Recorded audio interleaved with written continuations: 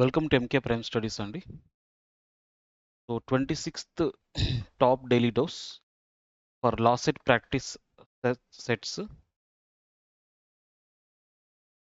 So ఇందులో ముఖ్యమైన సమాచారం ఏంటంటే first of all TS law set last date రేపే ఉందండి, that is 15th April.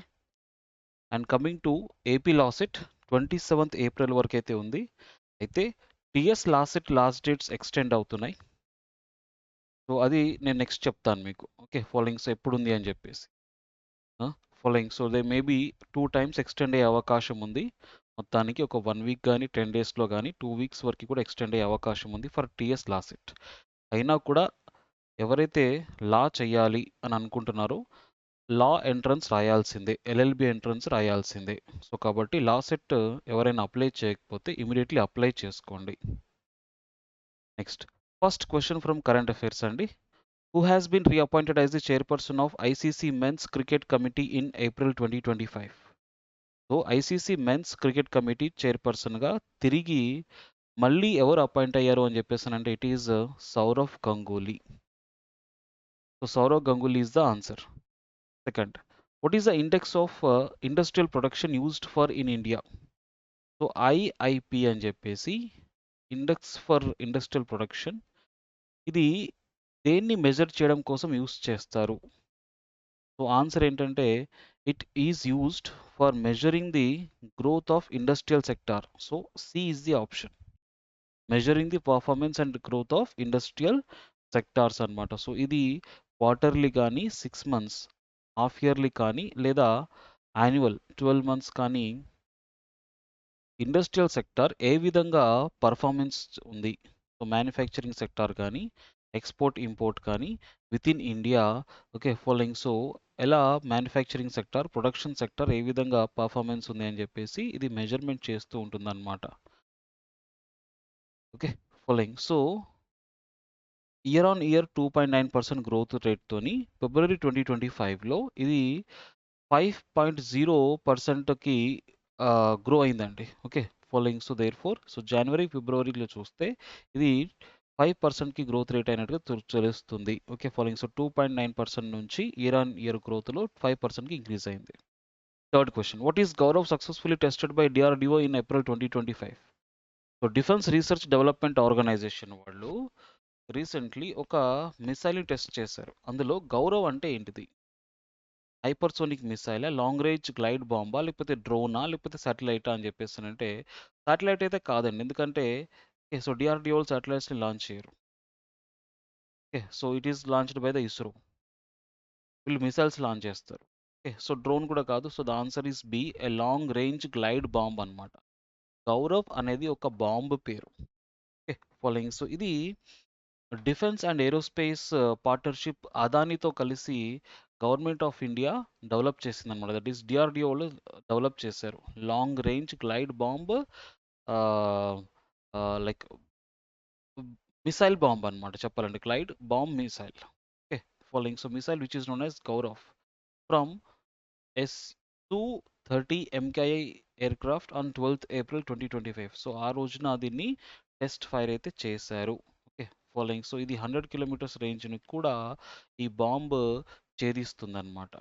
Next fifth question, legal aptitude question అండి. Okay following. So study of లాలో the nature of relationship a lawyer shares with his client is moral, customary, fiduciary, statutory. Answer is fiduciary అండి. Okay so ఫిడిషియరీ అంటే విశ్వసనీయ సంబంధం అన్నమాట. Okay విశ్వసనీయ సంబంధం అన్నమాట. ఎలాంటిదని చెప్పేసానంటే ఒక లాయర్కి మరియు తన క్లయింట్కి మధ్య ట్రస్ట్, కాన్ఫిడెన్స్, రిలయన్స్ అండ్ ఇలాంటివన్నీ కూడా కలిగి ఉండాలన్నమాట. So that okay following. So trust and కాన్ఫిడెన్స్తోనే క్లయింట్ వర్సెస్ లాయర్ సంబంధము ముడిపడి ఉంటుంది. నెక్స్ట్ స్టడీ ఆఫ్ లీగల్ ఆప్టిట్యూడ్లో a minimum number of judges in a constitutional bench of supreme court is. So supreme court బెంచ్లో ఎంతమంది న్యాయమూర్తులు ఉంటారు? 5 అన్నమాట. సో 5 న్యాయమూర్తులు ఉంటారన్నమాట. So in the constitutional bench of honourable supreme court of India, at least minimum అన్నమాట. So minimum 5 జడ్జెస్తోని ఒక కాన్స్టిట్యూషనల్ బెంచ్‌ని అయితే ఏర్పాటు చేస్తారండి. So like for Keshavananda Bharati case అయితే మాత్రము 13 జడ్జెస్ వరకు ఉండేనండి. 13 జడ్జెస్ వరకు ఉండే. Okay. So highest bench. So involving a substantial law of question, ఎప్పుడైతే ఒక law of question the question of law involve అవుతుందో, okay, the supreme court of India interpret అవుతుందన్నమాట. Okay. Following, so it is interpreter of the constitution కాబట్టి, okay, following, so it interprets in the executive as well as legislature where the laws were made in the parliament or assembly. Okay. So అలాంటప్పుడు, okay, so judicial review చేయడం కోసం అని చెప్పేసి minimum 5 judges తోటి ఒక bench ఏర్పాటు చేస్తారు.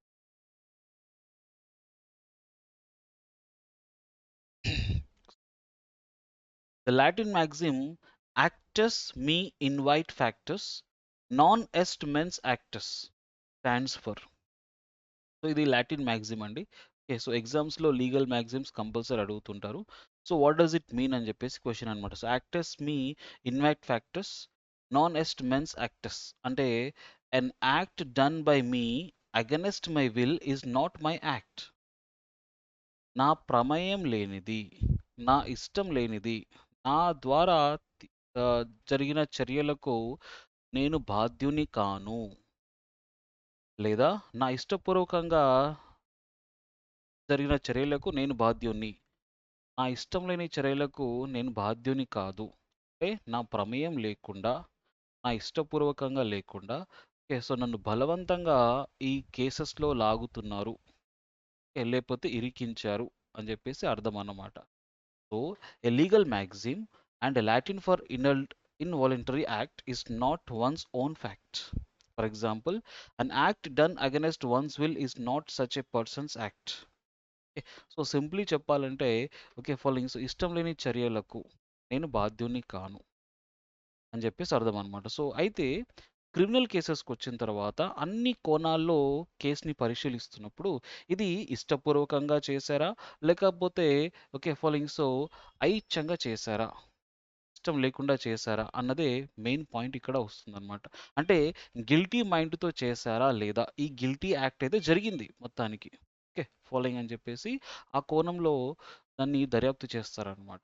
Next, GK and mental ability question అండి. Who was the first Indian to be elected to the British House of Commons? Okay, following, so the answer is Dadabhai Naoroji అండి. 1892లో ఆయన మొత్తం ఏషియా నుండి ఏకైక పర్సన్ బ్రిటిష్ హౌస్ ఆఫ్ కామన్స్కి ఎన్నికవ్వడం. 1892లో ఆయన ఎన్నికయ్యారనమాట. This photo. అయితే ఈ ఫోటో, ఓకే, ఫాలోయింగ్స్, ఇది ఇండియన్ నేషనల్ కాంగ్రెస్ 1885లో తీయించుకున్న ఫోటో అండి.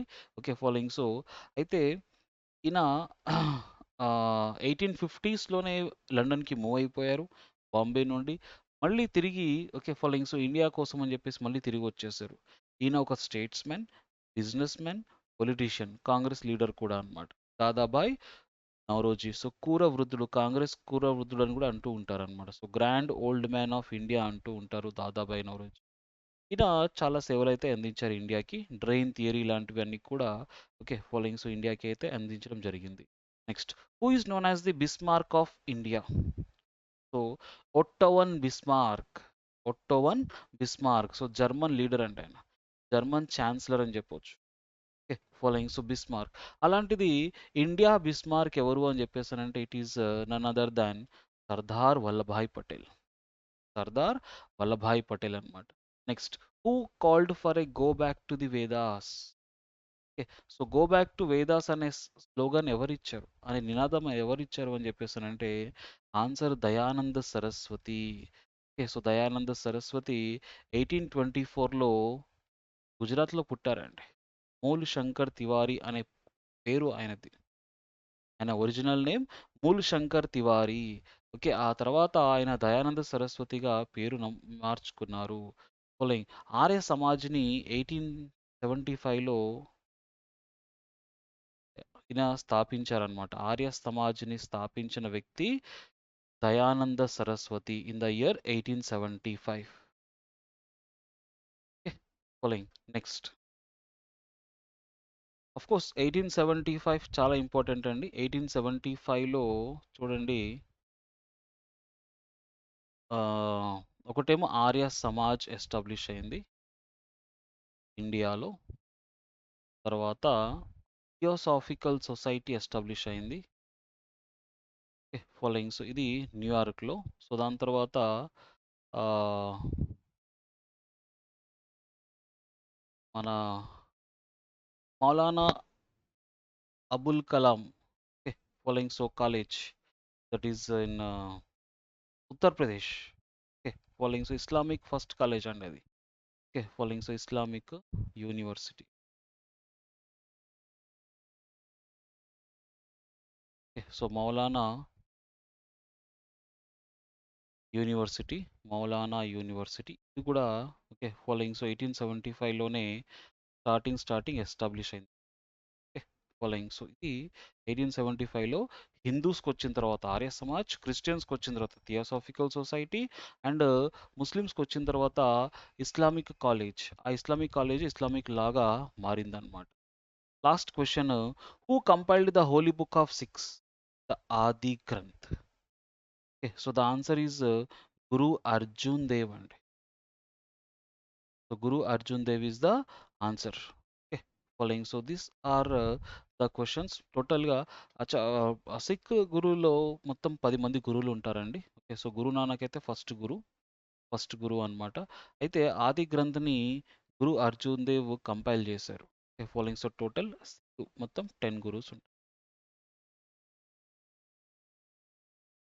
ఆఫ్ సిక్ రిలీజియన్ ఆఫ్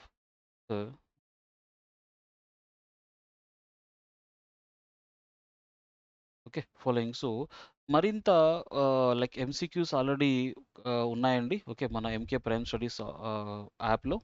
మీకు మరిన్ని క్వెషన్స్ కావాలనుకుంటే మాత్రం ఈ ఎంకే ప్రైమ్ స్టడీస్ యాప్‌లో అయితే మీకు అవైలబుల్‌గా ఉంటుంది.